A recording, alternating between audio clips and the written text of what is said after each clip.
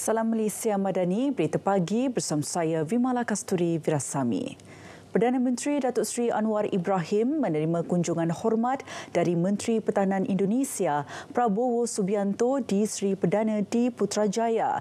Pada pertemuan itu, pelbagai isu berkaitan kepentingan bersama Malaysia dan Indonesia dibincangkan. Perbincangan juga meliputi hubungan bilateral dalam soal pertahanan dan keamanan negara. Perdana Menteri turut mengharapkan hubungan kedua-dua negara ini terus terjalin erat dan utuh. Turut hadir dalam pertemuan itu, Menteri Pertahanan Datuk Seri Mohamad Ahsan dan Timbalan Menteri Dalam Negeri Datuk Seri Syamsul Anwar Nasarah.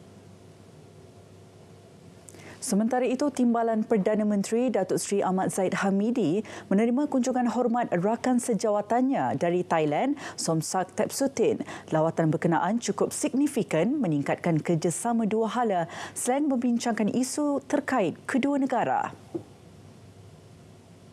Menerusi hantaran di laman Facebooknya, beliau menyifatkan kunjungan Somsak yang juga pengurusi Lembaga Strategi Pembangunan Wilayah Sempadan Selatan menterjemahkan hubungan baik Malaysia-Thailand yang telah lama terjalin. Ia juga susulan pertemuan rasmi Perdana Menteri Datuk Seri Anwar Ibrahim dengan Perdana Menteri Thailand Sri Thattavisin di mana keduanya sepakat memperkukuh hubungan perdagangan, pelaburan dan kerjasama pelancongan. Datuk Seri Dr. Ahmad Zahid juga berharap hubungan kedua negara berjiran akan terus kekal utuh dan harmoni serta mampu membawa kelebihan dari rakyat kedua-dua negara. Memastikan hub ekonomi halal negara terus berdaya maju, Malaysia perlu menitik beratkan aspek penting infrastruktur pembangunan, penyelidikan dan pembangunan R&D, pendidikan dan latihan serta kerjasama global. Ke arah itu, kerajaan akan terus memastikan kerjasama antara kerajaan dan pemegang taruh swasta diperkukuh. The Malaysian government remains steadfast in its commitment to build the halal industry by emphasizing the importance of collaboration among government and key private stakeholders, recognizing that successful development in halal is a collective responsibility. Malaysia continues to advocate for cooperative efforts as no single nation or stakeholders can achieve the goal alone. Beliau berucap pada persidangan antarabangsa ekonomi Islam dan halal di Putrajaya. Malaysia yakin dipilih semula ke Majlis Pertubuhan Maritim Antarabangsa IMO bagi penggal 2024 hingga 2025. Ia bagi meneruskan usaha sebagai ahli aktif yang akan menjaminkan komitmen dan aspirasi negara mengekalkan lautan dan dunia perkapalan yang selamat dan efisien. Tahun ini merupakan tahun ke-17 Malaysia sebagai anggota aktif Majlis IMO, menyaksikan usaha dan komitmen terhadap dunia maritim dan perkapalan telah mengharumkan nama negara. Kita yang pertamanya sebagai ahli majlis, kita memainkan peranan untuk membantu latihan-latihan teknikal kepada negara-negara membangun dan negara-negara kepulauan. Ini memang satu inisiatif yang penting. Bukan saja kita dapat memberikan bantuan dari segi latihan teknikal, tetapi ia juga menunjukkan bahawa kita memainkan peranan dan tanggungjawab yang penting dalam dunia. Jadi ini sudah tentu dapat juga menambah baik nama negara, mengharumkan nama negara. Dan secara keseluruhannya memperkukuhkan hubungan Malaysia dengan dunia luar. Anthony Loke berada di London untuk menghadiri Perhimpunan Agung IMO ke-33 dan sedang melobi sokongan lebih 170 negara anggota pertubuhan ini.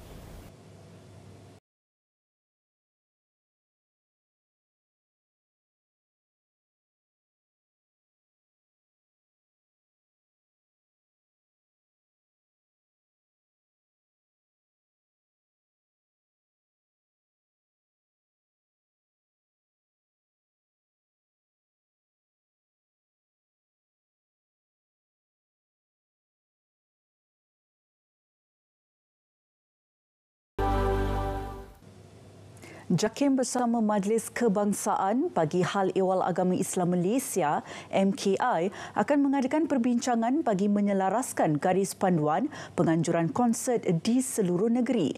Menteri di Jabatan Perdana Menteri Hal Ehwal Agama, Datuk Dr. Mohammad Naim Mokhtar berkata, ia susulan tular konsert dinamakan Pesta Loi Krathong di Bacok, Kelantan yang didakwa gagal mematuhi peraturan ditetapkan kerajaan negeri. Kita mengharapkan sangatlah bila kita dah bina garis panduan ini, dan sudah tentu garis panduan ini diberikan pandangan oleh mereka-mereka yang pakar dan cerdik pandai daripada sudut hukum dan sebagainya. Jadi kita harap sangat agar garis panduan tersebut dapat diberi perhatian oleh badan kerajaan negeri-negeri, dan semoga insiden yang tidak sepatutnya berlaku akibat daripada pelanggaran garis panduan ini tidak akan berlaku pada masa akan datang. Beliau ditemui selepas menghadiri Majlis Ilmu Madani Siri ketiga di Ibu Negara. Rang Undang-Undang RUU Kawalan Produk Merokok Demi Kesihatan Awam 2023 diluluskan Dewan Rakyat menerusi undian suara majoriti. Ia antara lain memperuntuk larangan menjual dan membeli produk tembakau, bahan merokok atau produk pengganti tembakau atau mengadakan apa-apa perkhidmatan untuk merokok kepada orang belum dewasa. RUU itu turut menyaksikan pengguguran peruntukan berkaitan generasi penamat GEG, iaitu larangan penjualan produk tembakau dan rokok serta larangan merokok pada individu yang lahir pada 1 Januari 2007 dan seterusnya. RUU berkenaan dibentang semula bagi bacaan kali pertama pada Selasa, manakala bacaan kali kedua semalam. 27 ahli parlimen terlibat perbahasan mengenainya. Selaras kelulusan RUU berkenaan, Dewan Rakyat turut meluluskan RUU Makanan Pindaan 2023 bagi meminda Akta Makanan 1983. Kertas putih dasar gaji progresif akan menjadi satu daripada strategi untuk tingkatkan gaji penengah pekerja.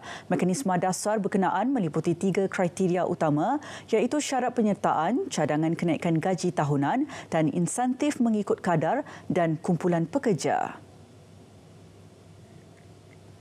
Menteri Ekonomi Rafizi Ramli berkata pekerja yang layak haruslah menerima gaji bulanan tidak melebihi had gaji yang akan dicadangkan oleh Jawatankuasa Pelaksanaan Dasar Gaji Progresif.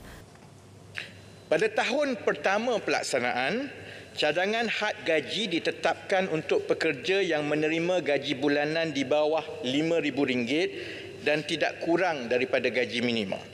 Cadangan ini mengambil kira jumlah pekerja yang menerima gaji bulanan di dalam lingkungan RM1,500 kepada RM4,999 ini sebenarnya merangkumi 66.6% daripada keseluruhan tenaga kerja kita ataupun seramai 4 juta pekerja. Apabila kita pergi dari tahun pertama, tahun kedua dan kita telah mula melihat tangga gaji itu mula naik, maka setiap tahun jawatankuasa itu akan memilih sama ada ingin meningkatkan lagi, dan kriteria itu akan ditentukan berdasarkan penilaian pada masa itu. Dan kita berharap had gaji yang ditetapkan ini mampu memberi liputan yang cukup luas kepada pekerja swasta untuk menerima manfaat daripada inisiatif ini.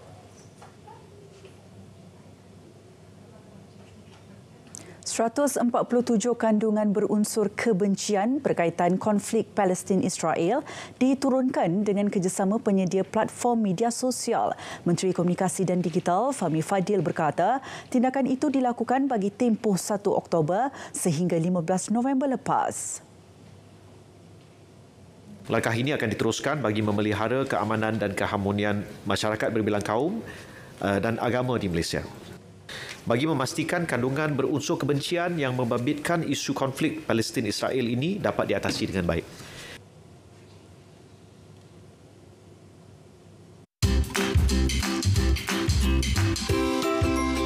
Nyamuk Aedes mudah membiak di dalam air yang bertakung. Cegah pembiakan nyamuk Aedes. Pastikan bekas yang boleh menakung air dibuang dengan betul.